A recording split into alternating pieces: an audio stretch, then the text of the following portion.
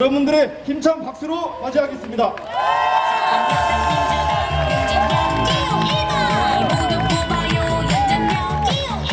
예, 안녕하세요.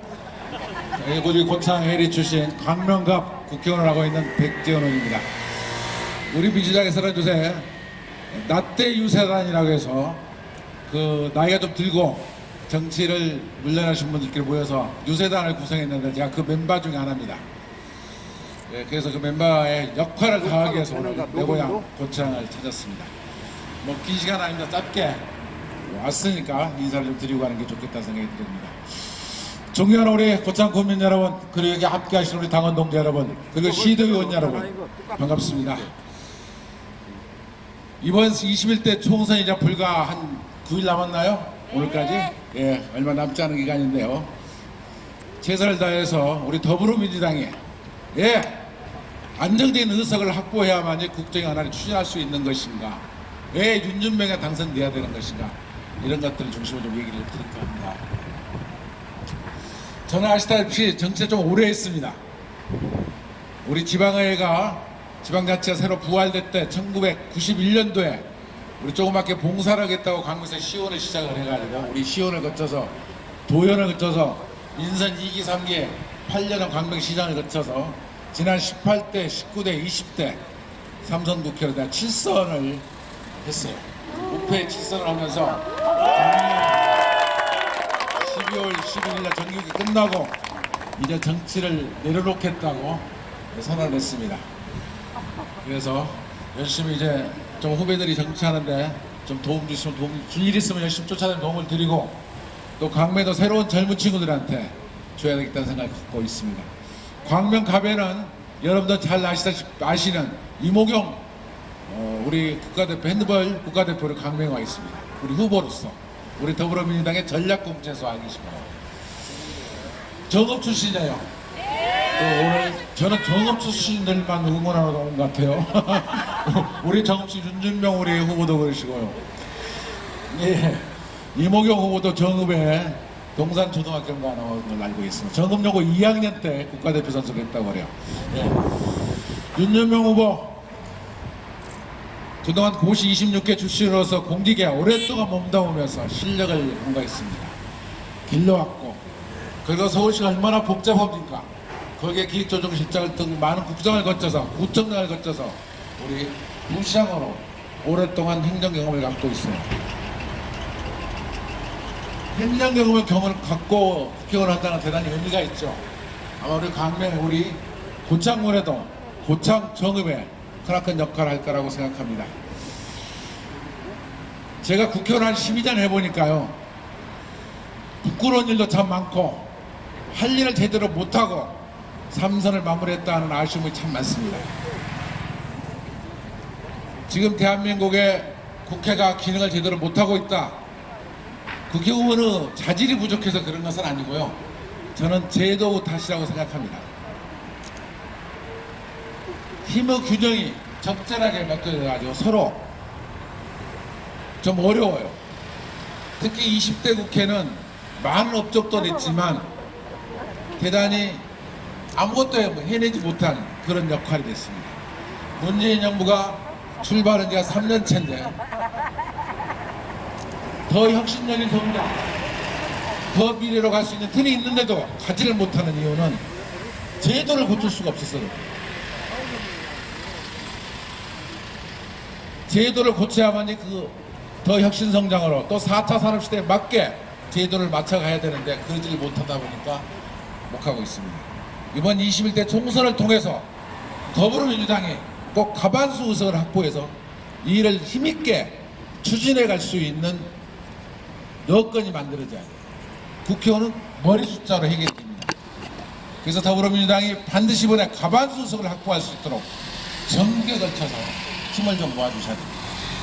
그래야만이 남은 2년이 넘는 우리 문재인 정부 말미를 잘 마무리하고, 그리고 제도를 고쳐서 이대로, 그리고 4차 산업혁명 시대에 맞게 제도를 거쳐가고 양극화 현상이 심한 것을 고쳐내고 하는 후일들을 만들 수 있습니다. 그래서 이번 목표는 더불어민주당이 가만솥을 확보할 수 있도록 우리 국민들한테 호소하고 있는 것입니다. 아마 호남도 그런 뜻에서 많은 지금 지지율이 높아지고 있다는 것은 잘 알고 있습니다. 수도권도 좀 그런 현상이 없는 것은 아니에요. 이번 수도권에서 결판이 나게 하겠지만 어쨌든 가만솥을 확보해서 제도를 고쳐서 미래로 갈 수 있는 대한민국, 그리고 양극화를 조금이라도 해소할 수 있는 대한민국, 4차 산업혁명 시대에 맞는 그런 제도를 획기적으로 고쳐놓고 혁신성장을 함께 갈 수 있는 틀을 만드는 것이 이번 21대 국회 목표였습니다. 더 한 단계 간다면 대한민국 권력구조라든가 개헌을 해서 더 큰 차로서 함께 갈 수 있는 틀을 만드는 것이 중요하다고 생각합니다. 그래서 우리 고창국민 여러분, 더불어민주당의 기호 1번 윤준명 후보를 꼭 국회로 보내주십시오. 기호 1번 윤준명 후보가 없는 그동안 30여 년 했던 공직생활의 경험을 살려서 어느 누구라도 고창의 발전을 잘 이렇게 갈 거라고 생각합니다. 윤준명 후보는 홍보문을 보니까요, 국회의원은 이런 마음으로 하겠다는 말이 있어요. 대안을 가진 국회의원을 하겠다. 대단히 의미 있는 얘기입니다. 대안 없이 얘기하는 아무 의미가 없어요. 특히 제1야당인 미래통합당인가요? 그 전신인 자유한국당, 그 전신인 새누리당, 정말로 대안 없이 비판하기만 그지없어요. 우리 야당들 하면 우리도 그렇지 않나 하는 생각이 하긴 합니다만, 그래도 우리는 협조할 건 협조했어요. 저는 정치의장을 해봤습니다. 우리 당에 제1야당의 정치의장을 해보고 해봐서 그 당시 우리가 어떤 대안을 제시했는지 저는 생생해요. 저는 행정기업의 시장을 해봤던 경험이 있어가지고 좀 더 대안 없는 그냥 막무가내식 주장을 해봤던 적이 없습니다. 대안이 있는 국회의원을 하겠다 하는 의미가 있습니다. 그리고 바른 정책에서는 국회의원이 되겠다 의미 있습니다. 그렇게 해야 돼요. 도덕적으로 훌륭해야 됩니다. 아무리 대한민국 법을 만들 때마다 그 법에는 반드시 임자가 있다고 그럽니다. 실제 임자가 있어요. 되돌아보면 대단한 많은 국회의원들이 그 법안에 임자가 누군지, 무엇 때문에 이걸 고치는 건지, 누가 이해관계자인지 모르고 손을 던지는 겁니다. 아마 많이 알면 그 상임위원회 법안 소유하는 정도 할까요? 그래서 기본적으로 바른 생각을 갖고 양심적으로 도덕적으로 해갈 수 있는 틀을 만들어야 돼요. 물론 정책이라는 게 인과 양이 있죠. 긍정과 부정이 있고, 덕을 보는 사람에서 손해 보는 사람이 있고, 그걸 조정해내는 것이, 그렇지만 법안은 미래를 향해서 더 큰 의미를 담는 뜻이 담겨져 있는지 없는지 생각해야 되는 것이죠. 세 번째는 개인의 영광을 앞세우지 않는 국회의원이 되겠습니다. 꼭 그렇게 하셔야 됩니다. 정치를 이용해서, 국회의원의 직을 이용해서 자기의 사욕을 챙긴다든가 개인 영달을 위해서 자기가 출세의 발판으로 삼는 그런 뜻을 해서는 안 됩니다. 최선을 다해서 자기가 갖고 있는 입법권, 법안을 만들 수 있는 권리를 가진 그 보장해준 그 틀을 이용해서 해가야 되는 것이다. 그 다음에 이 일을 잘하는, 지역 일을 잘하는 국회의원이 되겠습니다. 어쩌면 이 네 가지 덕목 중에 가장 중요한 일인지도 모르겠어요. 지역 국회의원이니까. 저도 예결위원장을 해봐서 일을 어떻게 챙겨가는 것인지, 왜 아마 윤준명 우리 후보를 여러분들이 보내주시면 오랫동안 했던 국민적 경험을 살려서 이번 서울시에서 조력실장을 해봤대 역할을 예상과 제 예결위원장을 때도 우리 서울시에 계셨거든요. 제 방도 하면 수없이 오셨어요. 특히 우리 아까 우리 고창에 우리 박우주 군수님, 제가 예결위원장 2017년도 가을에 아마 제 방 10번 오셨을 거예요. 그래서 고창의 많은 현안들을 그 당시 정부 예산에 담아냈어요. 아마 그 틀이 지금 잘 진행이 되고 있는지 아닌지 제가 확인해 보지 않았습니다만 아마 잘 진행돼 갈 거라고 생각합니다. 아마 그 틀을 여기서 가면 우리 고창군은 의미 있는 일이라고 생각하고요. 특히 여러 가지 공약 중에서 부창대교와 관련된 공약들을 세웠더라고요. 부창대교 꼭 만들어야 할 일들입니다. 지난번 아마 김춘진 의원이 계실 때 부안 고창 국회의원을 했기 때문에 그때 당시 그걸 더 힘있게 추진했어야 되는데 그러니까 이해관계를 조정을 잘 못한 것 같아요. 그래서 진행하다가 중간에 파토가 났는데 이번에는 고창 군수나 부안 군수나 또 같은 그 국회의원들이 해보고자 하는 거죠. 특히 이번에 집권 여당인 우리 더불어민주당 국회의원이 된다면 힘있게 여당으로서 해갈 수 있는 역할이 있다고 생각합니다. 도창대교가 아마 어쩌면 우리 고창의 획기적인 발전을 가져서 있어 크나큰 SOC 사업 중 하나다. 그래서 이 사업을 꼭 추진해 갔으면 좋겠다 이 말씀을 드립니다. 코로나와 관련된 얘기를 좀 드리면 역시 제 고향은 참 좋은 동네예요.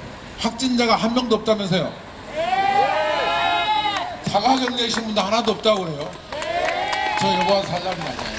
정치를 제가 내려놓고 나면 제 고향이 해리 송산인데 자주 올라고 그래요. 그래서 아까 누가 친구가 묻게요. 왜 왔냐고 그러세요. 그 코로나 피해서 고창에 왔다고 했더니 고창에 이렇게 청정제이라고 아까 얘기를 하셔요. 코로나 국가적인 난제입니다. 특히 코로나 이후에 대한 국가의 살림이 어떻게 갈 것이냐, 경제가 어떻게 갈 것이냐 참으로 걱정이 큽니다. 지금 세계적으로 코로나와 관련 확진자가 120만이랍니다. 사망자가 벌써 6만이 넘어섰어요. 오늘 현재. 이게 아직도 확장 중에 있어가지고 어디까지 될지도 모르겠습니다. 지금도 우리 한국에는 약 매일 100명 정도의 확진자가 발생되고 하루에 5명 정도가 지금 사망에 이르고 있습니다.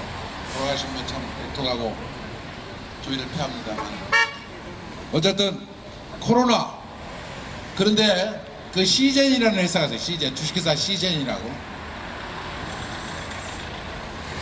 그 시젠의 윤 대표 천병우 천 사장님이신데 그 기업은 불과 종업원이 한 300명 정도 되고 예형은 작년도 한 1200억 정도 파는 회사인데 그 회사가 지난 1월 달부터 준비를 해가지고 키트를 개발했습니다. 하루에 생산량이 13만 개를 생산합니다. 그래서 우리는 지금 대한민국 하루에 한 2만 명 정도를 매일 검사를 한다는 거 아닙니까? 그래서 우리나라가 코로나를 진단을 통해서 격리를 시켜가면서 해결을 하고 있습니다. 세계적으로 각광을 받고 세계적으로 인정을 하고 있어요. 찬사를 보내고 있습니다. 문재인 정부의 국가 위기관리가 출중하다. 저는 이렇게 생각합니다. 반드시 국민을 코로나19로부터 지켜내겠습니다. 뿐만 아니라 코로나 이후에도 우리는 준비하고 있는 것이 많습니다. 특히 지난 추경예산 11조를 통해서 실제 의료와 관련된 들 많이 고생하고 있는 의료인들, 우리 간호사님들, 조무사님들 뿐만 아니라 거기다 자원봉사자, 거기다 장비들 지원 이런 것들 획기적으로 예산을 넓혔어요. 거기에 직접적으로 피해를 보고 있는 분을 예산으로서 지금 뭔가 대책을 꾸준하게 세워가지고 지난 추경에 충분히 반영되어 있습니다. 그러한 대책도 문재인 정부의 집권 여당의 위기관리 능력이 출중하다 저는 이렇게 생각합니다. 아마 거기에 대한 평가가 이번 4.15 총선에 나타나고 있습니다. 수도권이 이렇게 우리 더불어민주당에 좀 더 긍정적인 생각을 갖고 있는 것은 생각보다 코로나를 잘 대처하고 있네. 그것이 우리 국내의 평가가 아니라 세계적으로 지구촌 어느 나라나 그 평가를 하고 있다는 얘기를 했습니다. 아마 금년 가을쯤 되면은 더 빠르면 여름쯤에는 백신이 나올 수도 있을 것 같아요.